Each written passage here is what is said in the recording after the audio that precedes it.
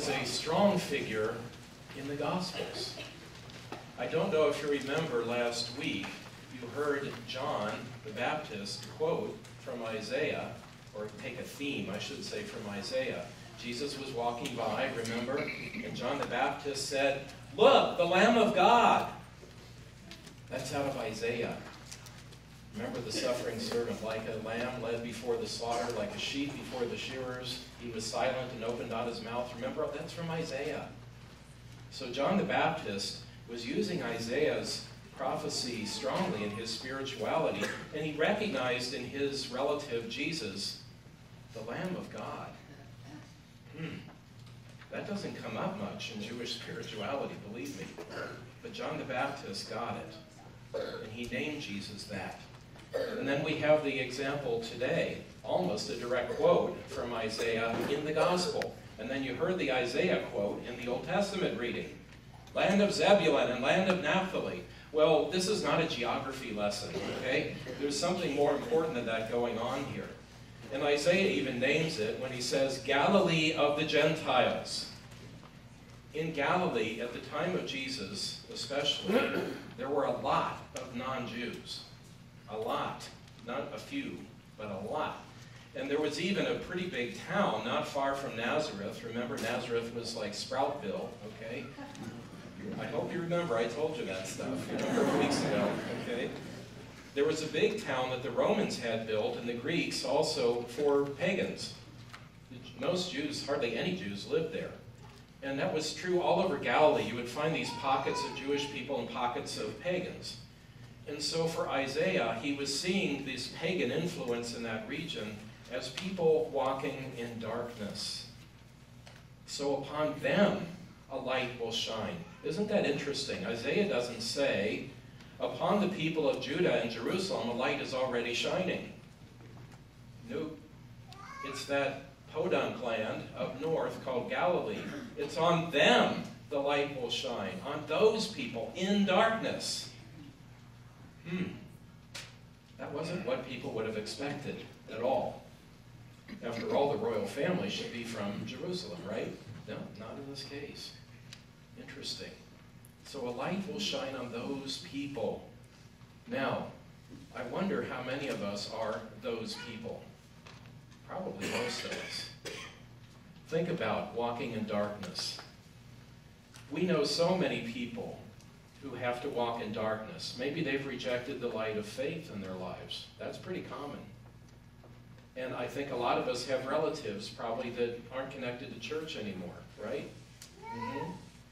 Quite a few. Okay. And then they get less and less focused on God, or they'll say something like, well, I'm spiritual but not religious.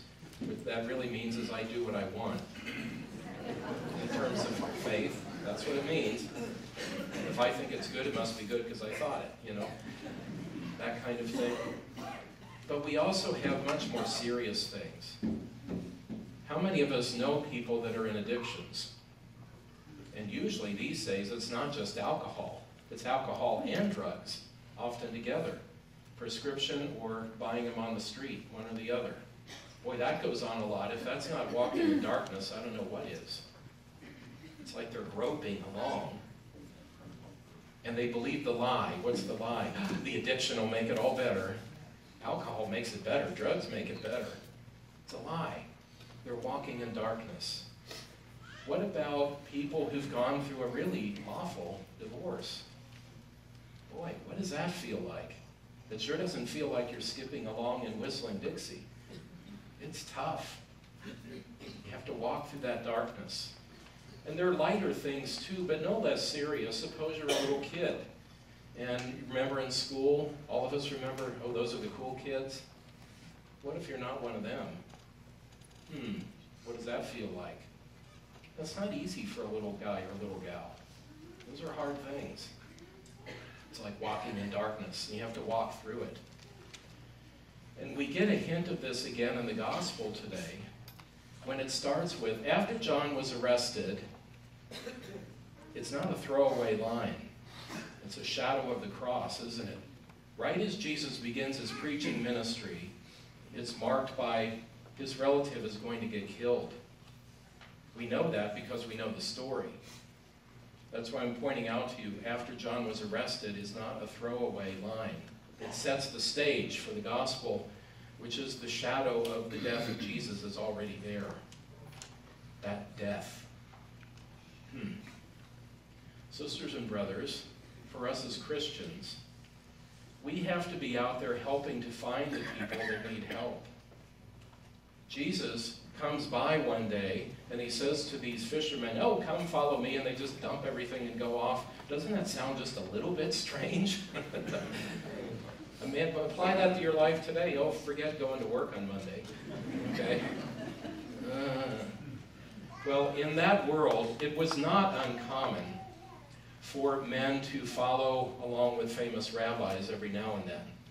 And they would do it for 6 months, a year, a couple of years, and then they would come back to the family business, whatever it was. And they would think of themselves as family. Their cousins and distant cousins and all that, aunts and uncles, everybody was brother and sister. Remember, we told you before, they didn't have specific words for cousin and all that kind of stuff. Anybody who was related to you was a brother or sister. That's the way they used the words. Okay? So they could go for a while and come back, and the rest of the family was keeping the family business going, in this case, the fishing business. And probably these men heard Jesus preach in that synagogue in Capernaum, and they heard him and they thought, wow, this guy's got something. It's different than what we're hearing from the official church people, or I should say synagogue people. It's different. He's got a different way of looking at Judaism, and we like his different way of doing it. So when Jesus sees them and calls them, yeah, we're ready. What did he see in them? I think he saw a number of things. One is, these were men that had enough courage to say, we're going to follow this teacher who is thumbing his nose to some degree at the officials. That took some courage. I believe he also saw in them intelligence. They can get this. They can figure it out in the brain eventually. It'll take time, but they can do it. But most of all, I believe he saw that they loved. That they had hearts. They were capable of expanding and taking in more and more. Even the people walking in the darkness who weren't following all the laws of religion that they were supposed to. They could take them in too. They had hearts of love. So they had courage, they had intelligence, they had love, they had faith. They were willing to leave it all and follow him. What a great thing that is. And they went out to fish for people. Well, what about you today? For whom will you fish? Do you know some of those people in darkness that I mentioned earlier? Do you know people in other types of darkness? And are you willing to go fish for them? Help them out. You may not be able to convince them of anything, but maybe at least they can begin to realize that you as a man or woman of faith do have something to offer. That's a big step, if you can just get that far. And then later on, maybe another step. Maybe you need to do this for yourself. Maybe you've got some darkness in you, and it's hard to walk through it. But you need to keep walking on that journey toward the light.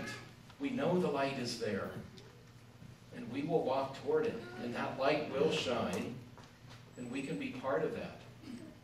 But in order for that light to shine, you have to get out of the boat.